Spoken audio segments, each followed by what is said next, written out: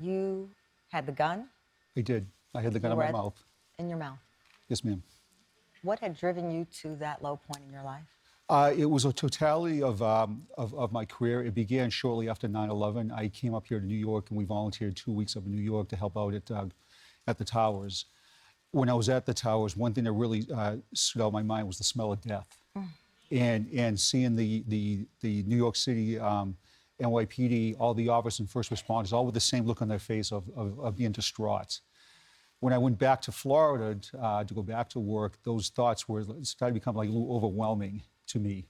I felt I could have done more at 9/11. I should have done more. When you returned from the site here to Florida, were you offered counseling? Was there anything offered, knowing what you and the thousands of other law enforcement people down there had seen?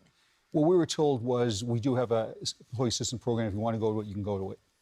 That was it. Did you go? I didn't. You didn't think you needed it? At that time, I didn't think I needed it. I thought I'd just go get over it. And then through my career, an incident that stands on my mind was a baby died in my arms. I was doing CPR, and I felt so horrible, so guilty that I could not bring the baby, save the baby. And it really tore me up to the point where I was having horrific nightmares of such as the baby in my mailbox, the baby in my cruiser, the baby talking to me. And that started making me feel like a failure. So you had this horrific image of this baby that you tried to save but could not. You have 9/11. This is all in you, and you're not expressing it to anyone.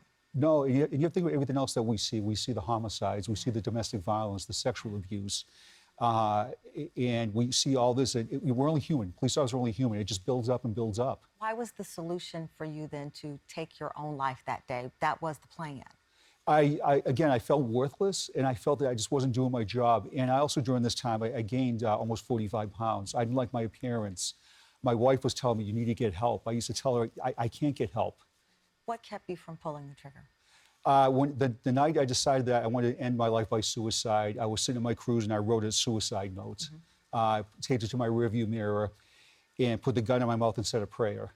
And you remember one thing, suicide is about stopping the pain. It's not about dying. When I had the gun in my mouth, I was actually very calming to have the gun in my mouth, which sounds kind of strange.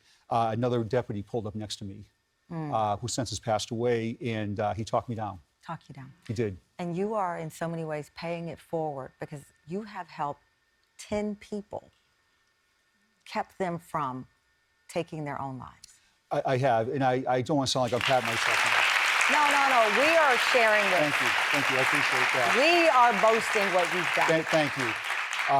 It's a great feeling. It really is to have somebody hug me and say, you saved my life, and they've moved on in their career. What is your message today to anyone watching that is in the spot where you were that day with that gun? My message is actually very simple. It's okay not to be okay. And that's for everybody, not just first responders. That's for everybody. Everybody fights the demons. Everybody has issues. But when you push to your limit, it's okay to get help.